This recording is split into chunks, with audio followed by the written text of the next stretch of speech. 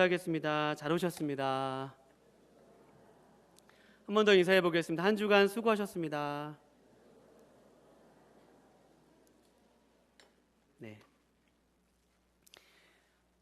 삭개오의 새 습관이라는 제목으로 하나님의 말씀을 증거하겠습니다. 새해가 되면 우리는 뭔가 고치려 합니다. 대표적인 것이 습관이죠. 내가 새해에는 좀 살을 빼봐야겠다. 살을 좀 빼서 옷도 멋진 거 입어야겠다 라고 다짐을 하면서 우리는 불광천도 뛰어보고 또 수영도 배워보지만 밤마다 남몰래 냉장고를 여는 습관을 고치지 않으면 살은 절대로 우리에게서 떠나가지는 않습니다. 신앙생활도 훈련이죠. 습관이 필요하지 않습니까?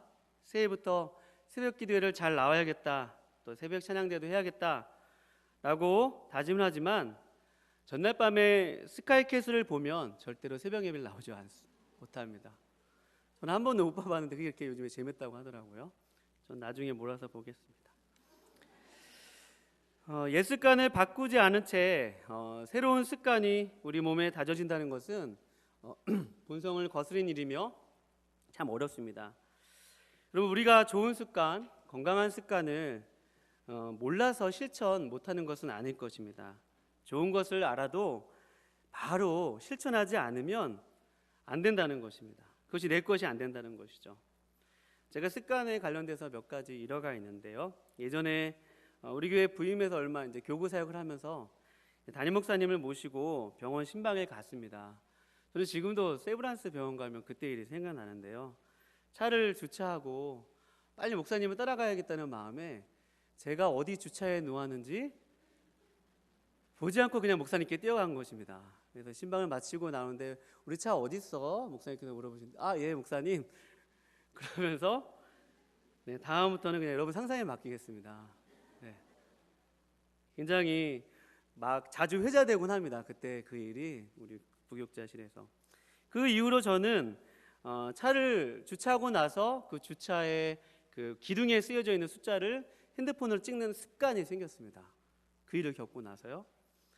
또 저는 머리가 굉장히 좋습니다. 그래서 한번 누가 얘기하면 절대로 잊어먹지 않는데 뭐 많은 분들이 저에게 어떤 많은 이야기를 하다 보니까 제가 분명 얘기를 들었는데 생각이 잘 나지 않아요. 그래서 제가 여러분들에게 목사님께서 메모 좀 해라고 말씀하셔서 바로 이렇게 수첩을 하나 샀어요. 근데 여기 별의별 게 다 적혀 있습니다. 여기 보면 공개하지는 않겠지만, 근데 이런 작은 습관들, 바로 이 습관을 들이지 않으면 우리 안에 그것이 우리 몸에 익숙하지 않은 것으로부터 우리가 우리 몸의 습관을 바꿀 수 없다는 이야기입니다.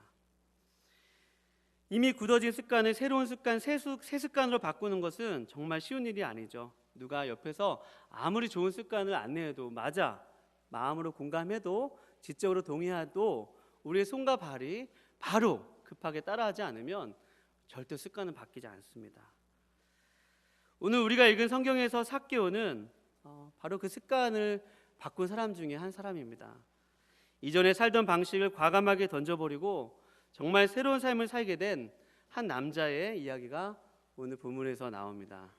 다시 말해 그가 몸에 지니고 있던 옛 습관을 벗어 던져버리고 새 습관으로 옷을 입게 되는 그러한 이야기가 있습니다. 그리고 예수님은 그 삭개오가 그 변화된 습관의 모습을 보시고 오늘 본문 9절 말씀에 보면 오늘 그 구원이 이 집에 이르렀으니 라고 말씀하셨던 것처럼 그 습관의 변화를 구원이라고 소개하셨습니다. 아무쪼록 여러분, 이 시간에 새해를 맞아 정말 삶의 변화, 또 습관의 변화, 생활의 변화를 갈망하는 분들에게 오늘 말씀이 귀한 이정표가 되시기를 주님의 이름으로 축원드립니다. 오늘 이 이야기는 분명 삭개오의 이야기지만 그 시작은 예수님의 행동으로 묘사하는 것으로 시작을 하고 있습니다. 오늘 본 말씀 1절에 보면 예수께서 여리고로 지나가시더라 라고 말씀하고 있죠. 어느 예기치 않게 삭개오가 살고 있는 동네에 예수님이 오시게 된 것입니다. 제가 예전에 신학교에 처음 갔을 때 마음이 되게 뜨거웠습니다. 그리고 이제 아이들에게 설교를 하면서 누구나 한 번쯤은 이 삭개오 설교를 안 할 수가 없습니다. 삭개오 설교를 하는데 제가 이렇게 설교했어요. 삭개오의 설교 제목은 삭개오의 열심입니다. 설교 제목은. 그래서 삭개오처럼 그렇게 삶을 열심히 살아야 돼. 그래서 뽕나무에 이렇게 남들보다 빨리 앞서서 뽕나무에 올라가는 심정으로 그렇게 열심히 신앙생활해야 된다고, 기도도 열심히 해야 되고 찬양도 열심히 해야 되고, 그래야 주님을 만날 수 있다고 제가 아이들에게 선포했어요. 그랬더니 아이들이 아멘 하고 뜨겁게 반응했습니다. 여러분. 그런데 같은 본문도 세월이 지나니까요, 정말 중요한 것들이 다르게 보이더라고요. 오늘 본 말씀에 보면 이 본 말씀에서 1절 말씀에 예수께서 여리고로 들어가 지나가시더라. 저는 이 말씀에 제 눈이 멈췄고 또 저의 삶이 주마등처럼 스쳐 지나갔으며, 한 번도 하나님을 그렇게 많이 기쁘게 해드린 적도 없고 또 하나님의 자녀답게 살아왔다고 생각하기에 참 부끄러운 면이 많은데, 그렇지, 내가 예수님을 붙잡다기보다, 예수님을 먼저 찾았다기보다, 그렇지, 예수님이 나의 삶 가운데 찾아오셨지, 그런 마음이 들면서 오늘 본문 1절 말씀이 저에게 이렇게 말을 걸어오는 듯한 그런 인상을 받았습니다. 그렇지, 나의 열심이 나를 변화시킨 것이 아니라 하나님이 나의 인생 가운데 찾아오셨고, 또 내가 하나님을 먼저 찾고 내가 먼저 하나님을 부른 것이 아니라 하나님이 나를 찾아와 주셨지. 그런 생각을 하면서 오늘 본 말씀이 보이기 시작했습니다. 여러분, 성경을 읽으면서 하나님이, 그리고 예수님이 성경의 주어가 된다는 그 사실을 빼면 우리의 설교 또 우리의 신앙생활은 윤리와 도덕이 되어지고 맙니다.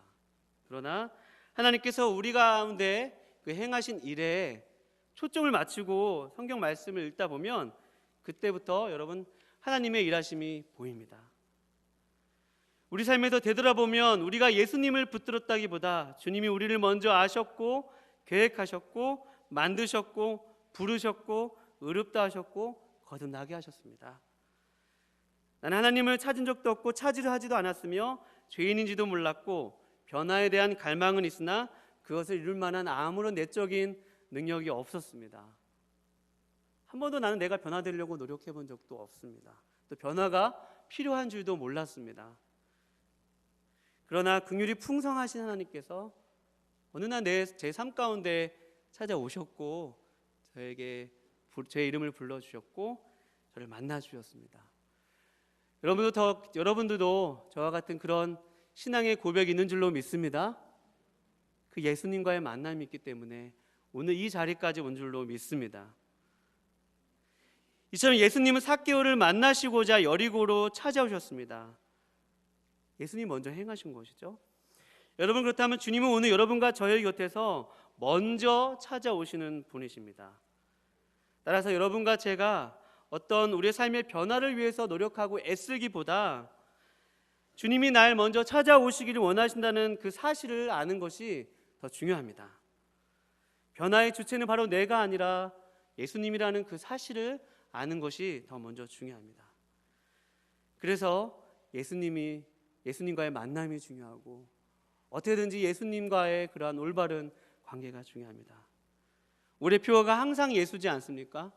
여러분, 항상 예수, 이 말이 참 우리 마음 가운데 주는 메시지가 크죠.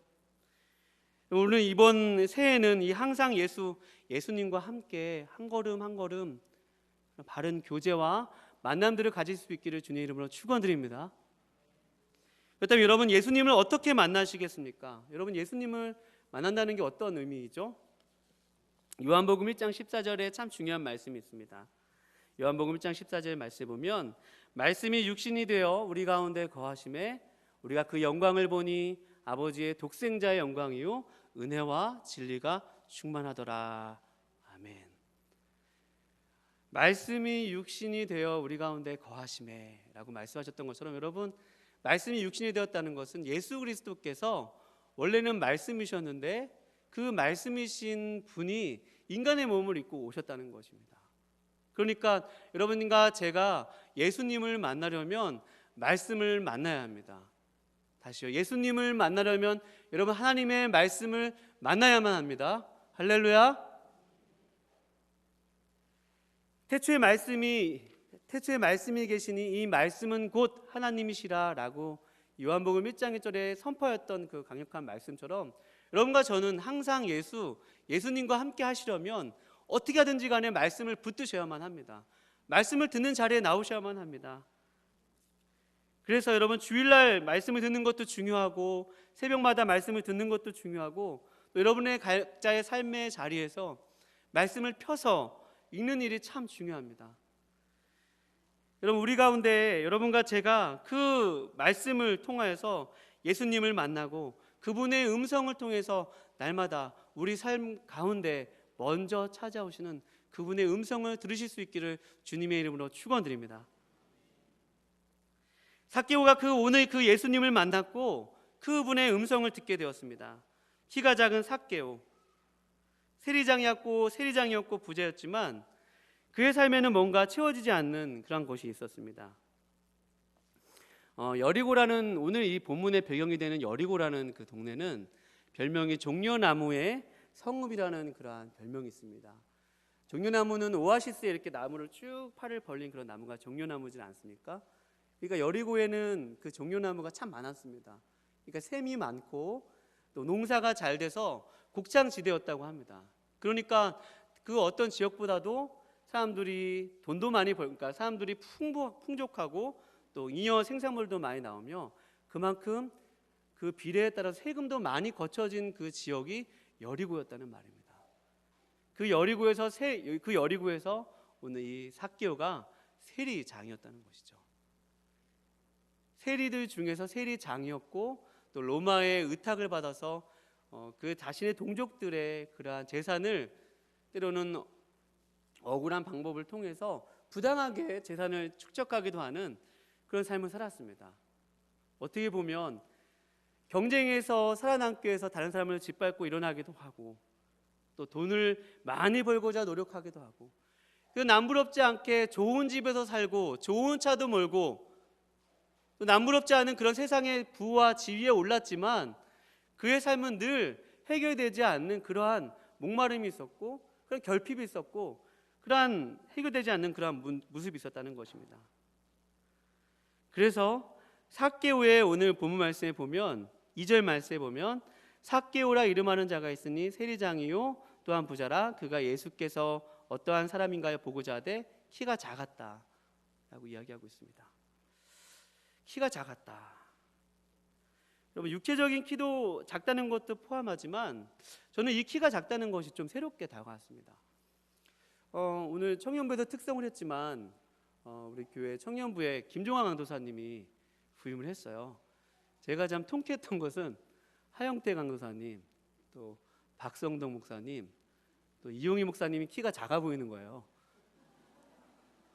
맨날 저를 이렇게 아래로 이렇게 내려보던 사람들이 김종환 강도사님이니까 이렇게 올려다보더라고요. 그게 어째 이렇게 저는 통쾌하던지. 네. 저는 뭐 김종환 선생님 보지 않아요. 그냥 저는 눈을 안 맞춥니다 일부러. 그러니까 자존심 상하니까 이렇게 안 봅니다. 그냥 별로 상관없거든요. 김종환 사가 제 눈을 맞춰야지. 그런데 어떤 권사님들이 저보러 김종환 선생님 옆에 서지 말라는 거예요. 저는 아무 상관없거든요. 김종환 선생님 뭐 옆에 서던 아무 상관없어요. 저는 제가 키가 작다고 생각해 본 적도 없고 불편하다고 느껴본 적도 없고 뭐 키 사이즈가 이만하다고 해서 불행하다고 느껴본 적이 한 번도 없어요. 정말입니다.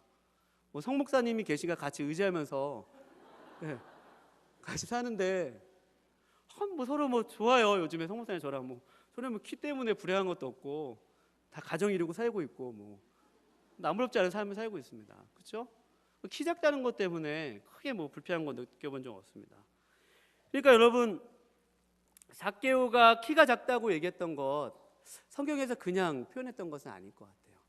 그러니까 분명 물리적으로도 키가 작지만 그의 삶을 한 단어로 딱 표현한다면 키가 작은 삭개오다.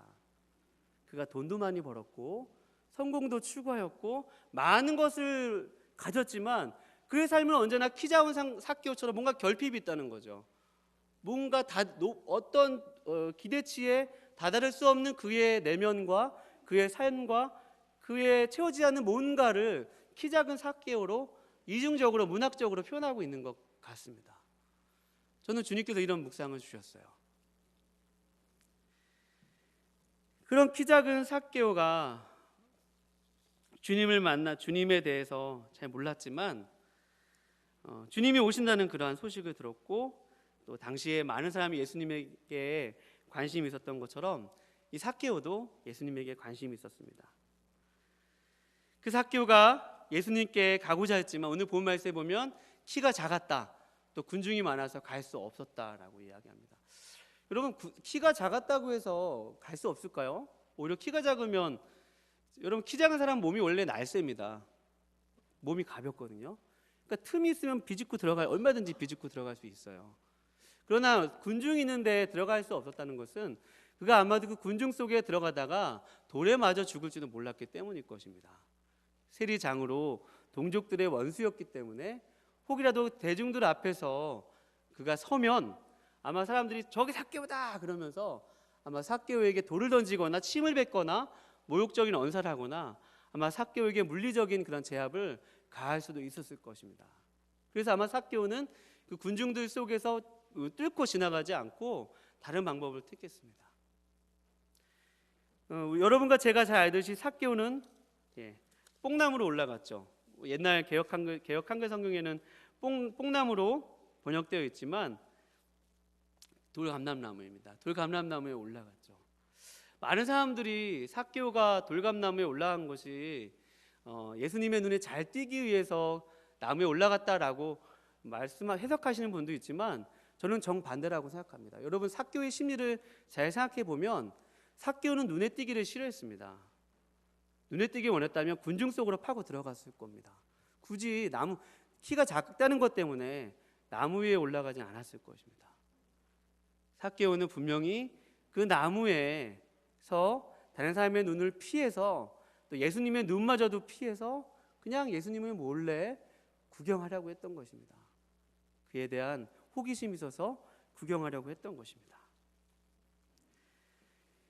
그 삭개오에게 오늘 여러분, 예수님께서 삭개오가 그 나무 위에 올라가서 떨어질 만큼 정말 놀라울 만한 사건이 일어납니다. 오늘 여러분과 제가 오늘 본 말씀 5절 한번 같이 읽어볼까요? 오늘 19장 5절 말씀입니다. 시작. 예수께서 그곳에 이르사 쳐다보시고 이르시되 삭개오야 속히 내려오라, 내가 오늘 내 집에 유하여야겠다 하시니. 아멘. 삭개오가 놀란 것은요, 예수님께서 예수라는 그 사람이 어떠한 사람인가 하고 하여 보고자 그 나무로 올라가는데 자신의 이름을 부르는 거예요. 자신을 한 번도 본 적이 없는 저 나사렛에서 온 저 선생이 누군지를 잘 모르겠으나 사람들이 따르는 저 사람이 자신의 이름을 부르는 것입니다.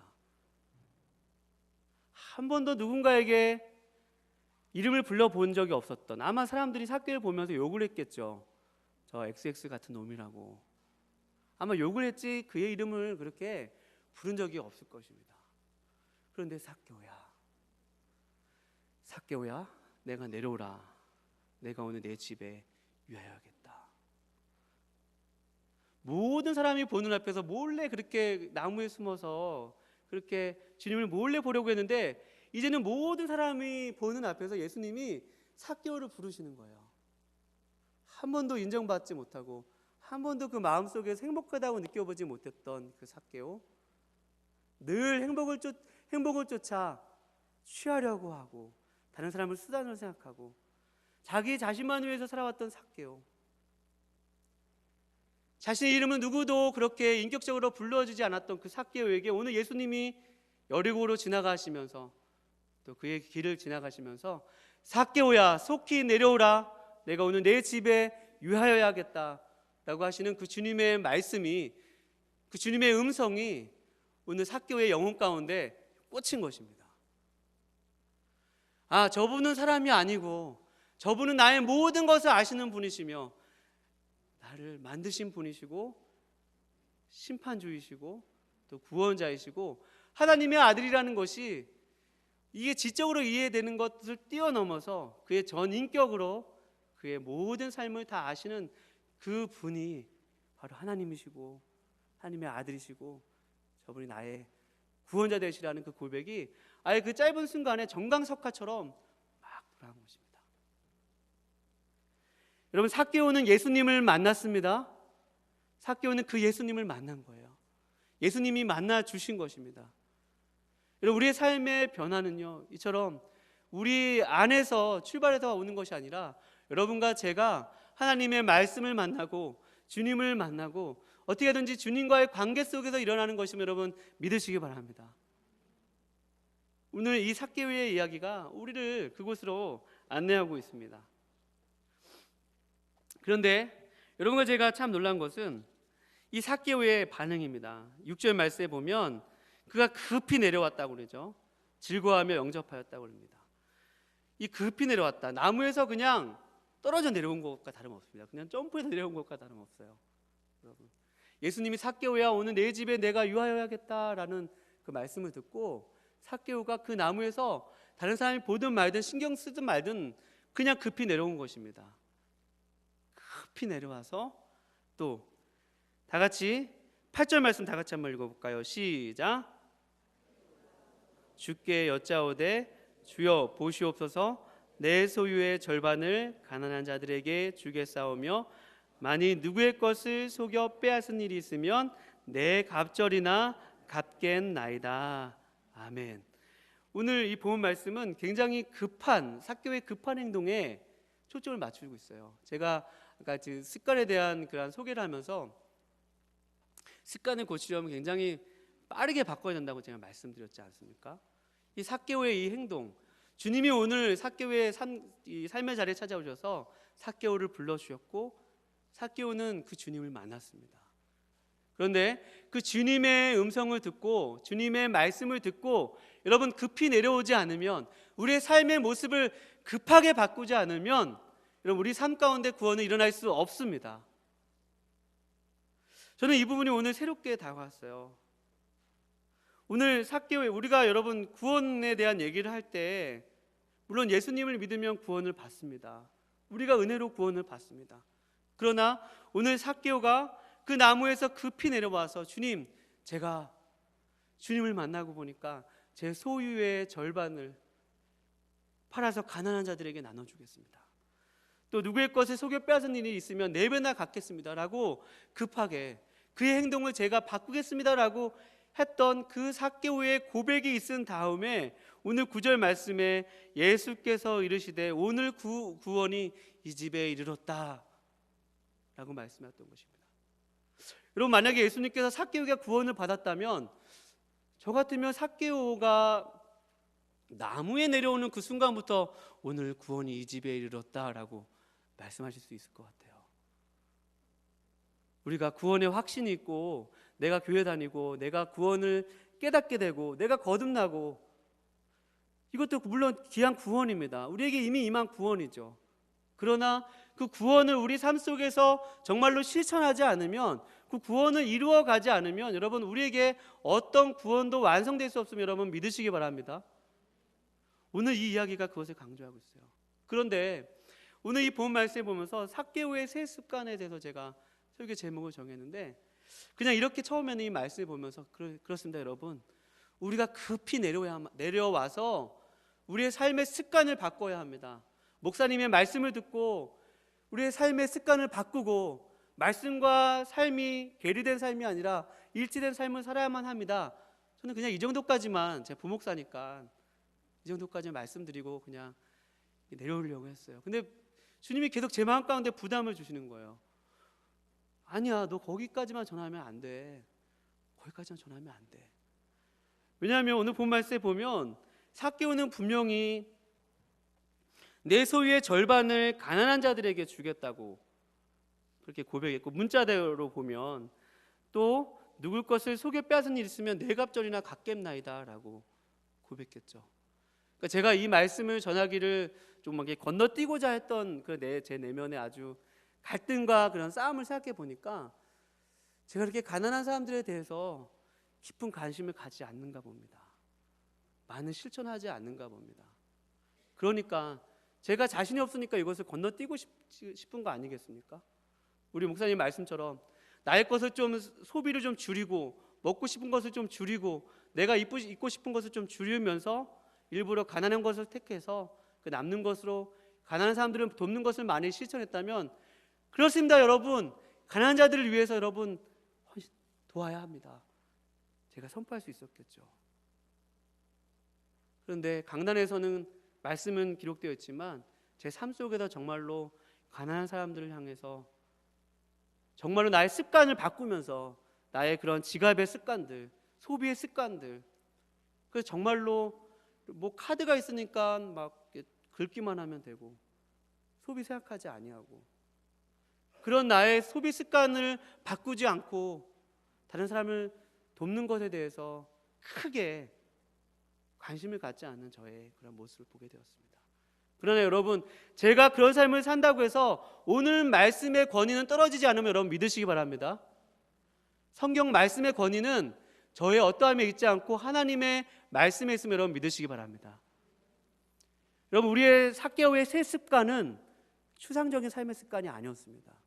그것은 이웃들을 향한 책임 있는 자리로 나아갔고요, 또 그의 재산을 팔아서 가난한 자들을 위해서 드리겠다고 그가 그 진심을 주님이 보셨습니다.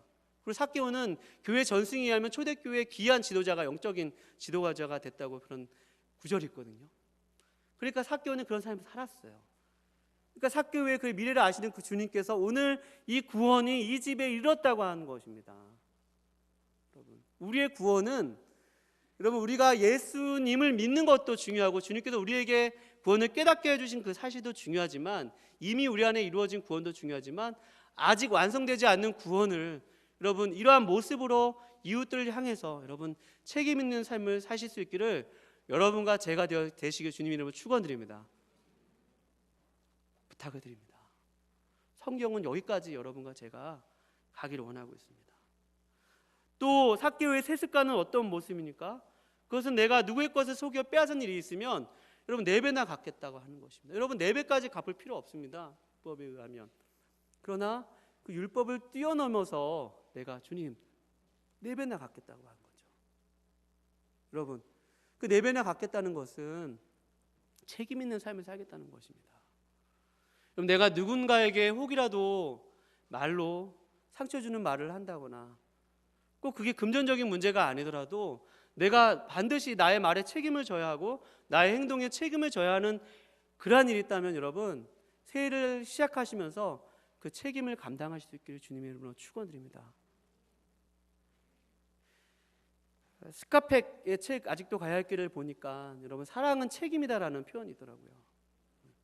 사랑한다는 것은 책임을 지는 것이라고 했습니다. 여러분과 제가 올 한 해를 살아가시면서 분명히 내가 저 사람을 책임질 그런 행동, 내가 누군가에게 미안하다고 좀 사과를 해야 하고 내 자존심은 좀 상하고 또 내 발걸음은 옮겨지지 않으나 내 입은 띄어지지 않으나 내가 책임질 행동을 해야 될 일이 있다면 여러분 꼭 그 일을 실천하실 수 있기를 주님의 이름으로 축원드립니다. 여러분 이것이 바로 오늘 삭개오의 새 습관이었습니다. 이 새 습관은 삭개오 열심 때문에 된 것도 아니고 삭개오가 남들보다 경쟁을 잘해서 달리기가 빨라서 그 나무에 올라간 열심 때문에 된 것도 아니며 오늘 예수님께서 삭개오를 사랑하셔서 삭개오 인생 가운데 찾아오셔서 삭개오야 내가 내 집에 유하여야겠다. 그 주님이 나를 만나주신 그 사랑이 나를 변화시킨 것입니다. 아무쪼록 여러분과 제가 오늘 이 예배당을 나갈 때 그 삭개오의 변화된 삶처럼 그 변화된 새 습관으로 사실 수 있기를 주님의 이름으로 축원드립니다.